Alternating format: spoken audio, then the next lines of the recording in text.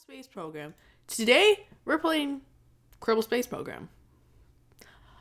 You might see, I'm hiring some Kerbals, but I already have 47, you might ask. Why would I need to do that?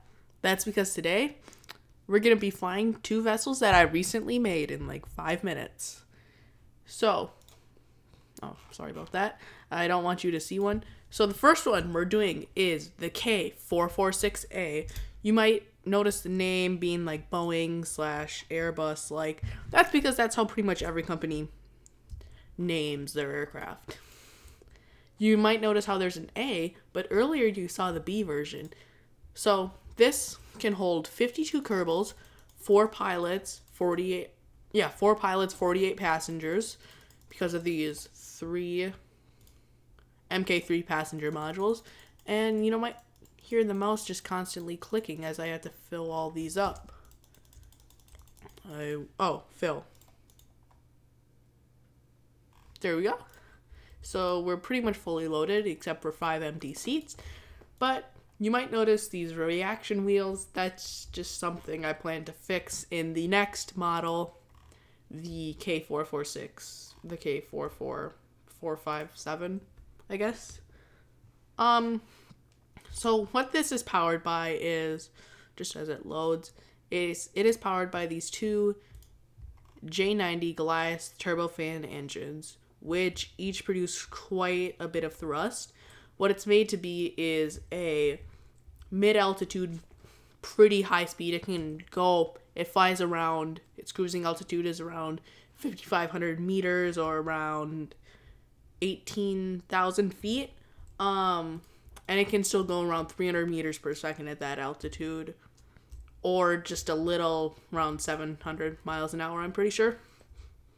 So we're just taking off. It's a little slow accelerating, but that's just because these turbofan engines have to get up to speed. And you might notice, how am I powering all these reaction wheels? Well, that's because each of these engines, as you might see with the alternator output, produces a maximum of 12 electric charge a second. And it has quite a bit of lift, so it just pretty much automatically takes itself off. And then all I have to do is fold up. I love how the extra heavies fold up. I don't know why. And you see we pull up to around 15 degrees, which I'm pretty sure is its max angle of attack if you want to be accelerating while you're lifting off. So you see we're just slowly, quite quickly gaining both speed and altitude. I think we're just going to fly it to around 3,000 meters before we turn back around and try and land it back at the runway. So as you see, our apoapse is around there. We're around 9 kilometers away from the Space Center, and I think now, here, if I completely flatten out, supersonic is like 326 meters per second. Pretty sure if I flatten out,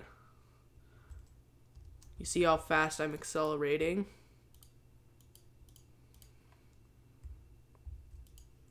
I know this can reach supersonic speeds if you really try.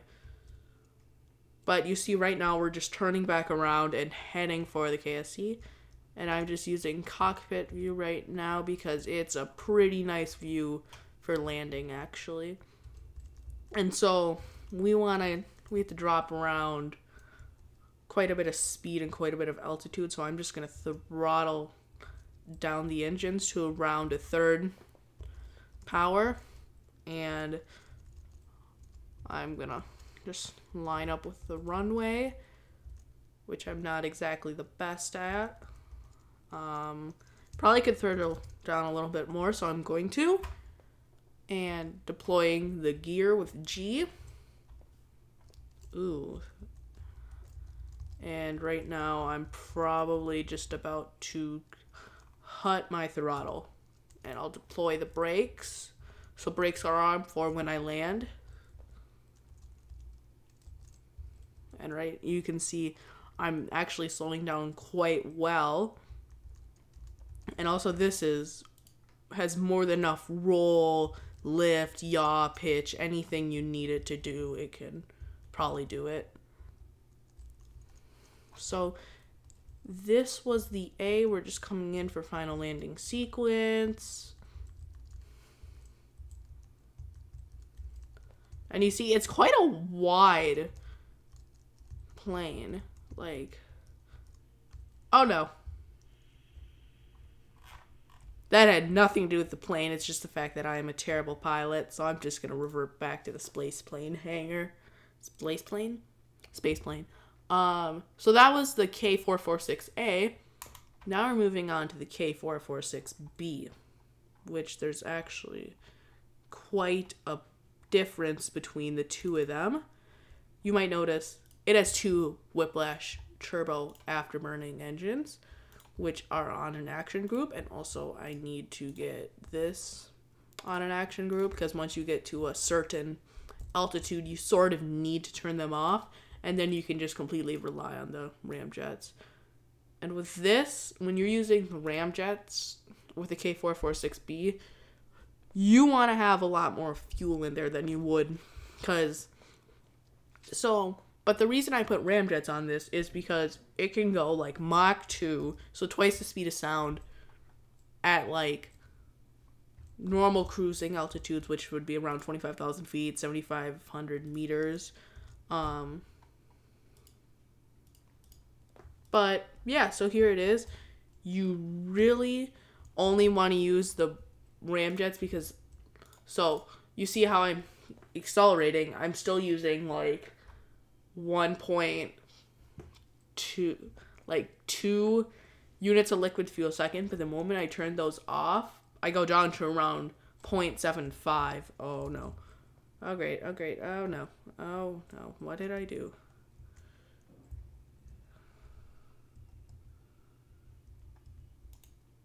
I made mistakes. Oh yeah, you leave the ramjets on till after you've taken off. That's what happened, because then the weight gets unbalanced and it flips. So you either always have them off or you leave them on all the way till after you've lifted off.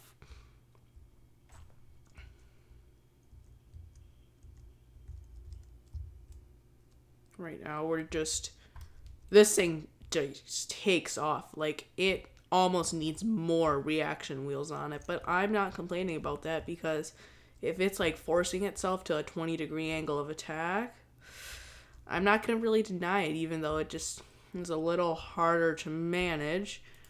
That's why this one needs the aeroplane tail fins, whereas the other one doesn't really need it. So you see, we can just activate those engines. Our fuel usage almost goes to around 3 units per second. But also we can get to a lot higher of an altitude.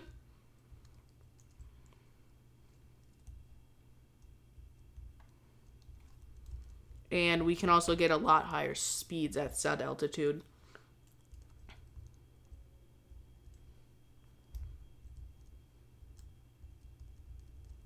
Yeah, this thing just has so much lift. It's also probably a little different just because it's fully loaded with Kerbals. And when I tested it earlier, it only had the pilots. I don't know if Kerbals make a difference in mass, but I'm not exactly sure. So we've just crossed the sound barrier. And this thing can easily cross the sound barrier. So now we're going to want to climb. But this thing is probably one of the best. So we're just going to ram it into the ocean. Because that's what you do to good things. You destroy them. Okay, so we're going to be going around Mach 1.25 into the ocean. Let's see. Yeah, Mach 1.25 is around 400 meters per second. And we pull out at the last moment. You seriously think I would crash this? Shut down all the engines.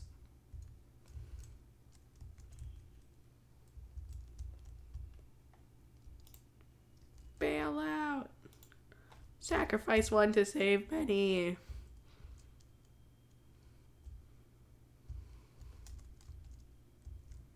Okay, can this do a water landing? It can. Yeah, that's why you don't jump out of a plane. So this thing can, like, ditch and it'll be fine. So I hope you enjoyed this episode of KSP Plane Showcase. I hope to see you in the next one with our next vessel, the K456A and possibly B, depending on how I feel. So thank you very much for watching. This has been TNT Productions, and hope to see you in the next one. Later!